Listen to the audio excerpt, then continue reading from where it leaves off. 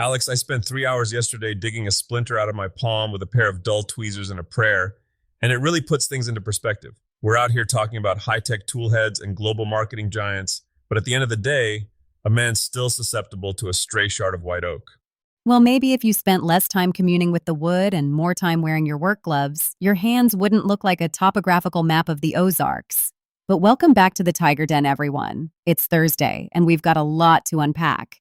From printers that change their own diapers to why the tech giants are suddenly obsessed with guys in hard hats. It's a brave new world. I remember when multicolor meant I accidentally knocked a can of blue stain into my bucket of white paint. But this AxiLoop MC8, Alex, this thing has 8 tool heads. 8. That's like having a dedicated pit crew for your plastic spaghetti. It's the Swiss Army knife of printing, apparently. But explain the why to me. I've seen those single nozzle printers that poop out a little pile of wasted plastic every time they change colors. Is this just about saving material, or is there more to the hustle? It's the waste that kills you. With a single nozzle, you're basically purging the old color to make room for the new one. It's like trying to wash a paintbrush every 30 seconds while you're painting a mural. The MC8 just swaps the brush. You want TPU for a flexible hinge but rigid PLA for the frame? It just clicks one out and clicks the other in. No purging, no giant mountains of wasted filament in the corner of your shop that look like plastic bird nests. Speaking of plastic art, have you seen what Bamboo Lab is doing with these Make My Lithophane tools? They're using CMYK filaments. It's basically inkjet printing, but 3D. It's eerie how good they look. You take a flat photo, the software crunches the numbers, and you print these thin layers that look like nothing until you hold them up to a window. Then, boom, it's your grandmother's portrait in full color.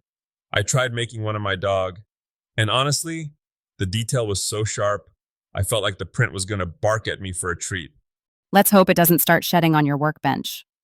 But let's shift gears from the bench to the big leagues. There's some serious movement in the trades right now. Meta, the Facebook folks, are partnering up with the building trades unions. It makes sense, even if it feels like two different planets colliding.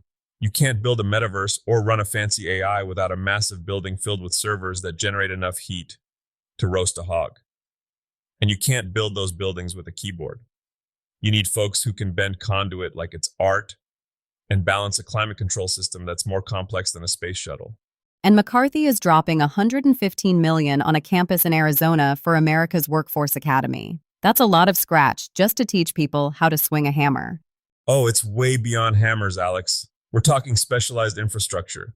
If you're an electrician or an HVAC tech right now, and you aren't looking at data center certifications, you're leaving meat on the bone. These facilities require redundancy levels that would make a normal contractor's head spin.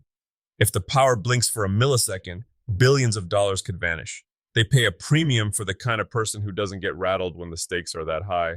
It's a good reminder that tech isn't just coding, it's the physical bones of the world.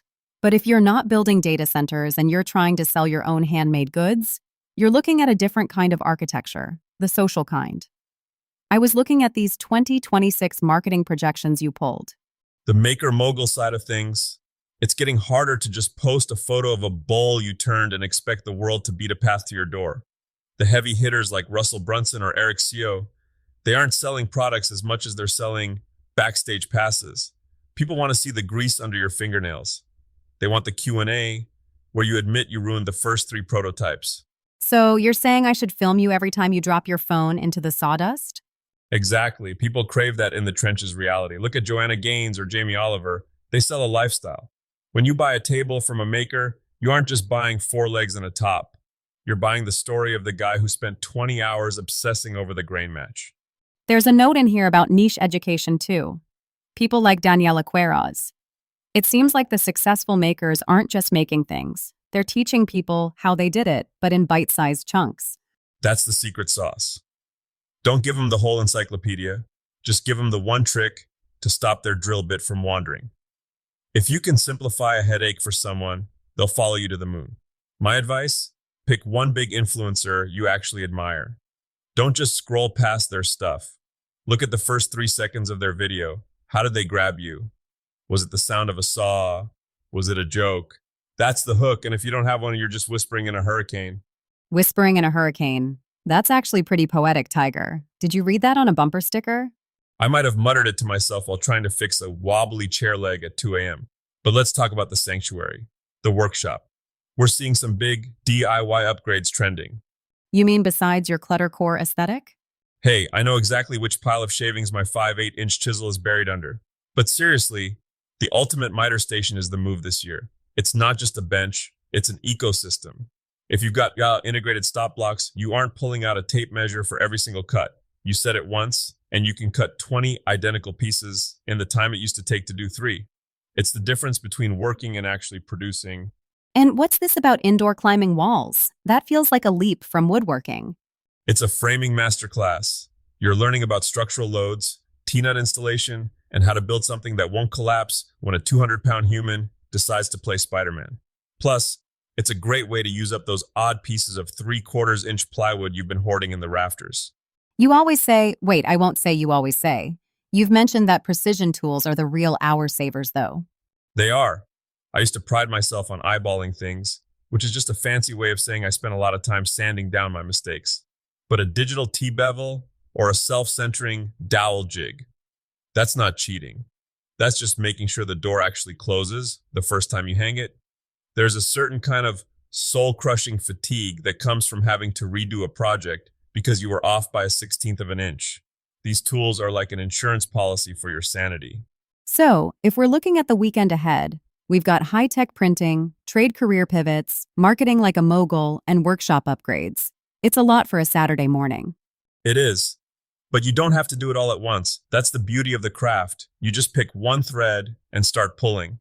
Maybe this weekend, you just look at your miter saw and realize it needs a better home. Or maybe you finally look into that electrical certification because you're tired of residential wiring and want to see what the big dogs are doing in the data centers. Just don't forget to wear the gloves. I don't want to hear about the tweezers again. Duly noted.